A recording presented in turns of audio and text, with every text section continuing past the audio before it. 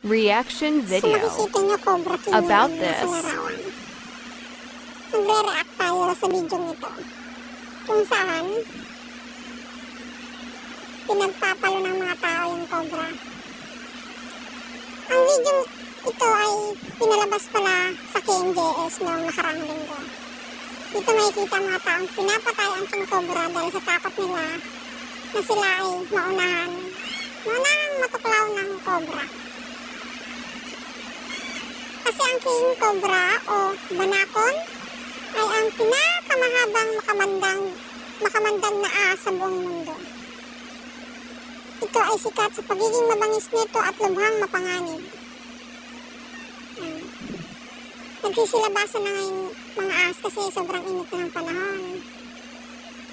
Tulad sa nakita nyo sa video, may patay na ahas at yung nakahawak, isang lalaki, yun yung pinaglalaroan yung ahas. Tinatry niya kung kakagat pa ba.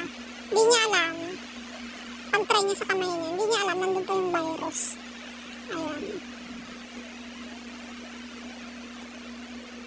Ayan. Yan po. Ilang minuto lang ganyan yung nangyari sa kanya. Namutla yung labi, hindi makapagsalita ng maayos ay ng hina. Siguro mga ilang minute lang bago siya magpakagat sa ahas. Patay na yan ha. That's King Cobra po. Ayan. Namatay po yung lalaking nagpakagat sa ahas kahit patay ng ahas. Kasi po, napakadelikado ng ahas. Kahit patay na po yan, may virus pa rin dyan. May venom pa rin. Marami na rin insidente ng King Cobra sa iba't ibang panig ng daigdig. Pag ikaw ay nakagat nito, ilang minuto lang ay maaari ka nang mawala ng buhay. Katulad na lamang ng taga-Sorsogon na pinangalan ng Cobra King ng Sorsogon. Ito ay natuklaw ng sarili niyang alaga at hindi nagtagal, binawian na rin ang buhay. Sa video ito, makikita rin natin ang isang lalaki na pinaglalaro ng isang patay na King Cobra.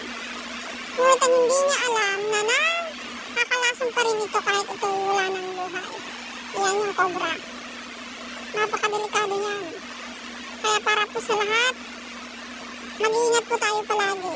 Kasi sa dami ng tao dito sa mundo ngayon, yung mga tirahan ng mga ahas, mga tirahan ng mga mababangis na hayop, natitira na natin. Kaya wala tayong karapatan sabihin, lugar natin to.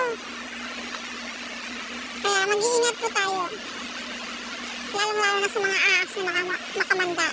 Lahat pa ng ibang uri ng hayop na nakakamatay. Yun lang po. Salamat. Support a Powing.